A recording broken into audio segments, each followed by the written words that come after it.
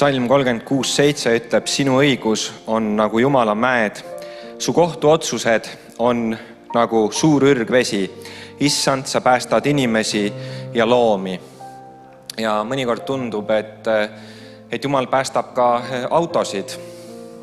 Jumal hoolib meie elu lihtsatest aspektidest ja minu poolt siis selline natuke lihtsamakoelisem tunnistus, kuidas me eile Tartu linnast hakkasime külast õhtul Tallinna poole koju sõitma ja läksime auto juurde ja auto ei lähe lahti, uksed, ja veel vähem on seda võimalik käima panna.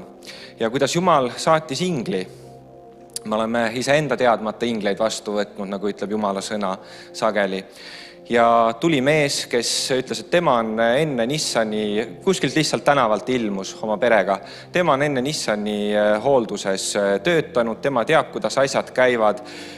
Tõi paar maja hiljem kaugemalt oma Nissan Navara kohale, käivitasime aku pealt auto, kõik töötas, sõitsime ilusti koju ja see kõik sündis sellise meeletu kiirusega, kuskilt keegi veel tõi krokodillid mingisuguse naabri juurest.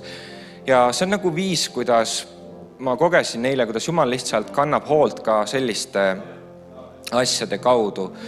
Ja ma näen siin nagu sellist sügavamat mustrit, et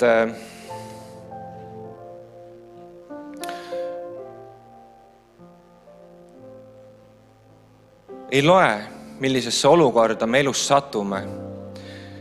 Me võime sattuda igasugustesse kohutavatesse olukordadesse, aga loeb see, millised inimesed meid ümbritsevad ja üle kõige loeb see, milline Jumal meil on. Aamen.